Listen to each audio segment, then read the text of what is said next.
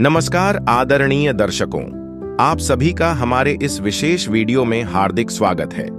आज हम आपके लिए लेकर आए हैं हिंदी साहित्य की एक अनमोल कविता, नागार्जुन जी की प्रसिद्ध कविता गुलाबी चूड़ियां का संपूर्ण विवरण और विश्लेषण। हम आपसे अनुरोध करेंगे कि इस वीडियो को ध्यान से देखें और सुनें ताकि इस कविता की गहराई को अच्छे से समझ सकें। अगर आपको हमारा यह प्रयास पसंद आए तो वीडियो को लाइक करें, शेयर करें और चैनल को सब्सक्राइब करना ना भूलें। तो आइए बिना किसी देरी के इस खूबसूरत कविता की यात्रा पर चलते हैं। गुलाबी चूड़ियां, नागार्जुन। लाइन बाय लाइन व्याख्या। एक प्राइवेट बस का ड्राइवर है तो क्या हुआ? यह पंक्ति बताती है कि भले ही वह व्यक्ति एक साधारण बस ड्राइवर है, लेकिन यह उसकी पहचान का पूरा सत्य नहीं है। समाज में अक्सर लोग किसी के पेशे से उसकी पहचान जोड़ते हैं, लेकिन कवि यह बताना चाहते हैं कि वह सिर्फ एक ड्राइवर नहीं बल्कि एक भावनाओं से भरा इंसान भी है। 2. 7 साल की बच्ची का पिता तो है। यह वाक्य ड्राइवर की दूसरी पहचान को उजागर करता है। वह एक पिता है। एक पिता का अपनी बेटी के प्रति जो स्नेह और जिम्मेदारी होती है, वही उसकी असली पहचान होनी चाहिए। यहाँ कवि यह इंगित कर रहे हैं कि किसी भी व्यक्ति का मूल्यांकन उसके पेशे से नहीं बल्कि उसके मानवीय संबंधों और भावनाओं से किया जाना चाहिए। 3. सामने गियर से ऊपर। यहाँ गियर का जिक्र बस के उस हिस्से से है जहां ड्राइवर बस चलाते समय नियंत्रण रखता है। यह दिखाता है कि कवि बस में सफर कर रहा है और ड्राइवर की सीट के पास बैठा है। 4. हुक से लटका रखी है। बस के अंदर एक हुक, कांटा या टांगने की जगह पर कुछ रखा हुआ है।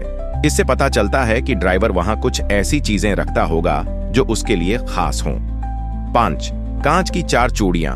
गुलाबी हुक पर गुलाबी रंग की कांच की 4 चूड़ियां टंगी हैं। यह इस ओर संकेत करता है कि यह चूड़ियां उसकी बेटी की है। गुलाबी रंग अक्सर बचपन, कोमलता और मासूमियत का प्रतीक होता है। 6. बस की रफ्तार के मुताबिक हिलती रहती है। जब बस चल रही होती है तो चूड़ियां भी हिलती रहती हैं। यह एक काव्यात्मक चित्रण है जो बस के चलने और चूड़ियों के हल्के हल्के हिलने को जोड़ता है। यह संकेत करता है कि बेटी भले ही बस में नहीं है, लेकिन उसके निशान, अमानत हर समय उसके पिता के पास हैं। 7. झुककर मैंने पूछ लिया। कवि ने ड्राइवर से झुककर शिष्टता से पूछा कि ये चूड़ियां यहां क्यों टंगी हैं। यह प्रश्न साधारण जिज्ञासा से प्रेरित है, लेकिन आगे इसका एक गहरा भावनात्मक अर्थ निकलता है। 8. खा गया। मानो झटका ड्राइवर इस सवाल को सुनकर अचानक चौंक जाता है। यह प्रतिक्रिया इसलिए आती है क्योंकि यह सवाल उसके दिल के एक कोमल हिस्से को छू जाता है।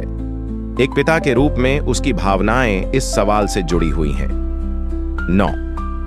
अधेड़ उम्र का मुच्छड़, रोबीला चेहरा। ड्राइवर की शारीरिक बनावट का वर्णन किया गया है।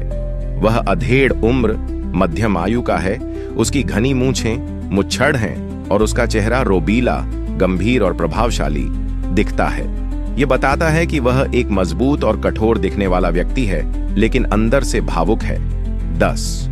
आहिस्ते से बोला। हाँ साहब। ड्राइवर धीरे से जवाब देता है। हाँ साहब। उसके स्वर में संकोच, भावुकता और आत्मीयता झलकती है। 11. लाख कहता हूं।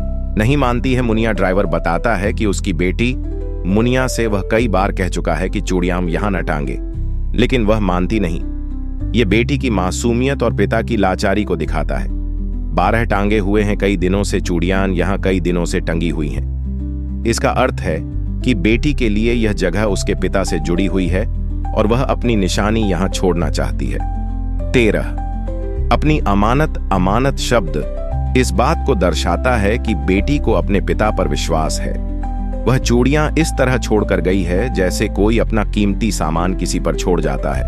14. यहां अब्बा की नजरों के सामने बेटी ने जानबूझकर चूड़ियां ऐसी जगह टांगी है जहां उसके पिता की नजर हमेशा उन पर रहे। यह बेटी के स्नेह और पिता पुत्री के गहरे रिश्ते को दर्शाता है।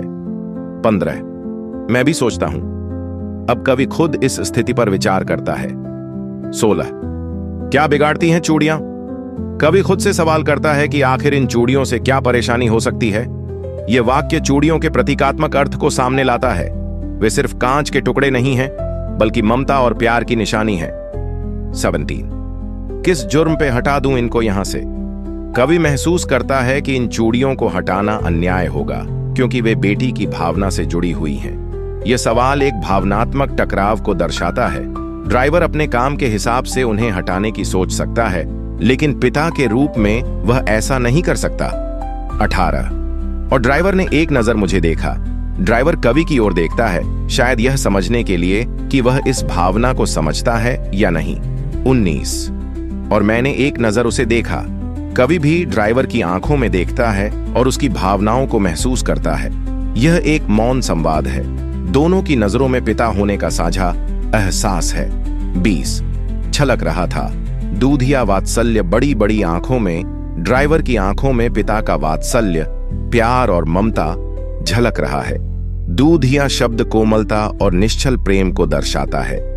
21वीं तरलता हावी थी।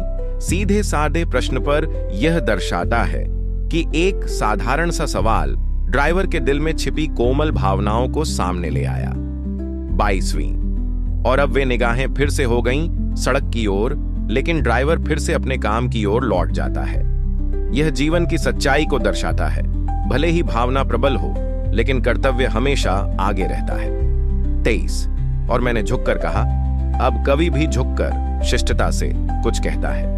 24 हाँ भाई, मैं भी पिता हूं। कवि अब अपनी पहचान भी सामने लाता है। वह भी एक पिता है, इसलिए वह इन भावनाओं को पूरी तरह समझ सकता है। 25 वो तो बस यूं ही पूछ लिया। आपसे कवि कहता है कि उसने बस यूं ही बिना किसी खास वजह के पूछा था, लेकिन असल में उसे इन चूड़ियों की अहमियत समझ आ चुकी है। 26 वरना ये किसको नहीं भाएंगी? यह एक भावनात्मक सवाल है। इतनी सुंदर मासूमियत से भरी चूड़ियां किसे पसंद नहीं आएंगी? 27 नन्ही कलाइयों की गुलाबी चूड़ियां। कविता का समापन इन चूड़ियों के कोमल चित्रण से होता है। ये चूड़ियां सिर्फ सजावट का सामान नहीं, बल्कि बेटी के पिता के प्रति प्रेम और भरोसे का प्रतीक हैं। निष्कर्ष, यह कविता पिता पुत्री के अटूट प्रेम, संवेदनशीलता और मासूम भावनाओं को बहुत सुंदर तरीके से प्रस्तुत करती है। प्रिय दर्शकों, हमें उम्मीद है कि गुलाबी चूड़ियां कविता की यह व्याख्या आपको पसंद आई होगी और इससे आपको कुछ नया सीखने को मिला होगा। अगर आपको यह वीडियो अच्छा लगा हो तो कृपया इसे लाइक करें, अपने दोस्तों और परिवार के साथ शेयर करें और हमारे चैनल को सब्सक्राइब जरूर करें। आपकी प्रतिक्रिया हमारे लिए बहुत महत्वपूर्ण है, इसलिए कमेंट सेक्शन में हमें जरूर बताएं कि आपको यह कविता कैसी लगी और आगे आप किस विषय पर वीडियो देखना चाहते हैं। धन्यवाद। फिर मिलेंगे एक और शानदार वीडियो में। तब तक के लिए स्वस्थ रहें, सुरक्षित रहें और सीखते रहें। Thanks for watching.